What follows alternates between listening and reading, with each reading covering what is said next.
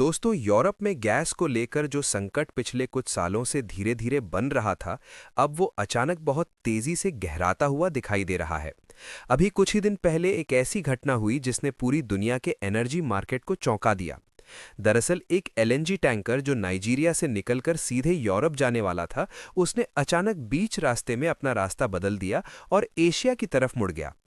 पहली नज़र में ये एक छोटी सी घटना लग सकती है, लेकिन असल में यही वो संकेत था जिसने आने वाले बड़े बदलाव की शुरुआत कर दी। क्योंकि अब केवल एक टैंकर नहीं बल्कि कई टैंकर यूरोप की जगह एशिया की तरफ मुड़ते दिखाई दे रहे हैं। और यही वजह है कि यूरोपियन यूनियन के लिए ये स्थिति एक बड़े झटके में बदलती जा रही है। रिपोर्ट्स के अनुसार अब अमेरिका से निकलने वाले एलएनजी टैंकर्स भी यूरोप की तरफ जाने के बजाय एशिया की तरफ अपना रास्ता बदल रहे हैं।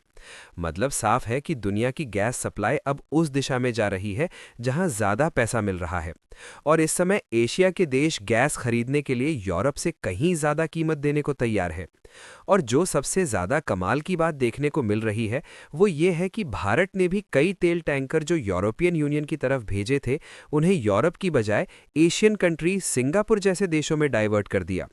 चलिए पूरी डेवलपमेंट को इस वीडियो में समझते हैं, लेकिन आगे बढ़ने से पहले वीडियो को लाइक करके चैनल को सब्सक्राइब जरूर कर लीजिए। सबसे पहले अगर आप ग्लोबल एनर्जी मार्केट को समझें तो एलएनजी यानी लिक्विफाइड नेचुरल गैस आज के समय में बिजली उत्पादन, उद्योग और फर्टिलाइजर सेक्टर के लिए बेहद ज़रूरी ईंधन बन चुकी है। यही कारण है कि जब भी इसकी सप्लाई में थोड़ी सी भी कमी आती है तो पूरी दुनिया में कीमतें तेजी से बढ़ने लगती हैं। और अभी ठीक यही स्थिति बनती हुई दिखाई दे रही है।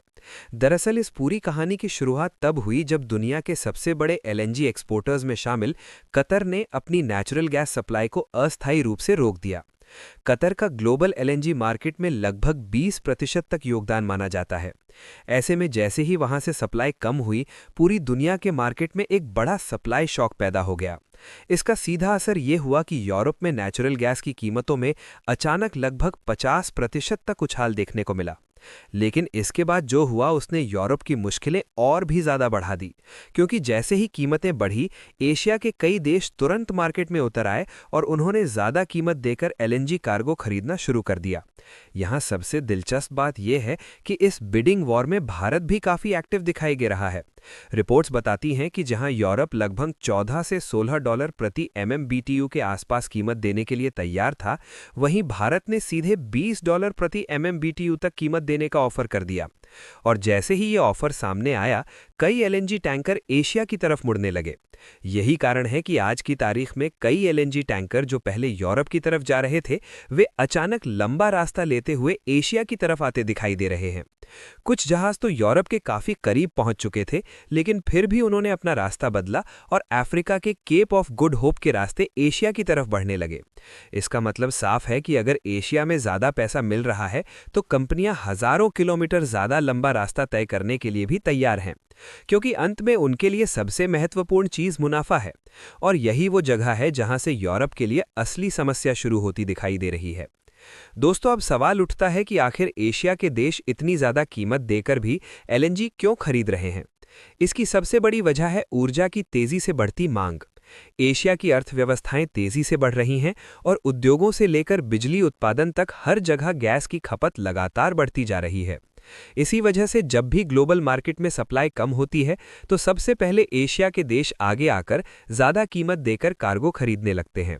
अगर उदाहरण के तौर पर देखें तो जापान दुनिया का सबसे बड़ा एलएनजी आयातक देश माना जाता है। जापान की बिजली का बहुत बड़ा हिस्सा गैस से पैदा होता है। इसलिए जापान ने कई कार्गो के लिए स्टैंडर्ड प्राइस के ऊपर $4 तक ज्यादा देने की पेशकश कर दी। जब 1 MMBTU के लिए $4 ज्यादा दिए जाते हैं तो पूरे एलएनजी टैंकर के हिसाब से ये रकम $5 से $10 मिलियन तक बढ़ जाती है। भारत की बात करें तो यहाँ भी गैस की मांग तेजी से बढ़ रही है। भारत की अर्थव्यवस्था तेजी से विस्तार कर रही है और सरकार का लक्ष्य है कि देश के ऊर्जा मिश्रण में गैस की हिस्सेदारी को लगभग 6% से बढ़ाकर 15% तक पहुंचाया जाए। इसी कारण भारत ने भी कई कार्गो के लिए लगभग $20 प्रति MMBTU तक कीमत देने की तैयारी दिखाई। यहाँ तक कि बांग्लादेश जैसा छोटा देश भी इस बिडिंग वॉर में उतर चुका है। रिपोर्ट्स के अनुसार बांग्लादेश ने 2 एलएनजी कार्गो लगभग 23 और $28 प्रति MMBTU तक कीमत पर खरीदने की कोशिश की। अगर पूरे कार्गो की कीमत निकाली जाए तो एक टैंकर की लागत 50 मिलियन से बढ़कर 80 से $85 मिलियन तक पहुंच जाती है। असल में बांग्लादेश के सामने भी बड़ी ऊर्जा समस्या खड़ी हो चुकी है। वहां कई गैस आधारित पावर प्लांट और उर्वरक कारखाने गैस की कमी से जूझ रहे हैं। इसलिए सरकार किसी भी कीमत पर गैस खरीदकर बिजली उत्पादन को जारी रखना चाहती है। यही वजह है कि वहां इतनी ज़्यादा कीमत पर भी एलएनजी खरीदने की कोशिश की जा रही है। अब अगर इस पूरे घटनाक्रम को यूरोप के नज़रिए से देखें तो उनकी स्थिति और भी ज़्यादा गंभीर दिखाई देती है। यूरोप में इस समय गैस स्टोरेज तेज़ी से खाली हो रहा है। कुछ साल पहले तक यूरोप के गैस स्टोरेज लगभग 80% तक भरे रहते थे, लेकिन हाल के आंकड़े बताते हैं कि कई जगह ये स्तर 20% के आसपास पहुंच गया है। यूरोप की सबसे बड़ी समस्या ये है कि रूस से गैस सप्लाई कम होने के बाद उन्होंने तेज़ी से एलएनजी आयात पर निर्भरता बढ़ा दी थी। अमेरिका और कतर जैसे देशों से आने वाली एलएनजी उनके लिए मुख्य स्रोत बन गई थी। लेकिन अब जब वही कार्गो एशिया की तरफ मुड़ने लगे हैं तो यूरोप के सामने एक नई ऊर्जा चुनौती खड़ी हो गई है। और यही कारण है कि यूरोप में गैस की कीमतों में अचानक तेज उछाल देखने को मिला है। कुछ रिपोर्ट्स के अनुसार हाल के समय में यूरोपियन गैस मार्केट में कीमतें लगभग 50% तक बढ़ चुकी हैं। अगर यही स्थिति लंबे समय तक बनी रहती है तो इसका असर उद्योगों से लेकर आम लोगों के बिजली बिल तक हर जगह दिखाई दे सकता है। दोस्तों, अब अगर पूरी तस्वीर को थोड़ा और बड़ा करके देखें तो ये केवल गैस का मामला नहीं है, बल्कि ग्लोबल एनर्जी पॉलिटिक्स का भी मामला बन चुका है। क्योंकि जब भी ऊर्जा की सप्लाई सीमित होती है तो देशों के बीच प्रतिस्पर्धा बढ़ जाती है और वही देश आगे निकलते हैं जो ज़्यादा कीमत देने की क्षमता रखते हैं। यही वजह है कि इस समय एशिया के कई देश जैसे भारत, जापान, दक्षिण कोरिया, चीन और ताइवान लगातार एलएनजी कार्गो के लिए प्रतिस्पर्धा कर रहे हैं। इन देशों की बड़ी आबादी और तेजी से बढ़ती अर्थव्यवस्था के कारण ऊर्जा की मांग लगातार बढ़ती जा रही है। इसलिए ये देश सप्लाई सुरक्षित करने के लिए ज़्यादा कीमत देने से भी पीछे नहीं हट रहे हैं। भारत के लिए इस पूरे घटनाक्रम में एक दिलचस्प पहलू ये भी है कि भारत धीरे धीरे ग्लोबल एनर्जी मार्केट में एक मजबूत खरीदार के रूप में उभर रहा है। भारत दुनिया का तीसरा सबसे बड़ा ऊर्जा उपभोक्ता देश है और आने वाले वर्षों में इसकी ऊर्जा मांग और तेजी से बढ़ने की संभावना है।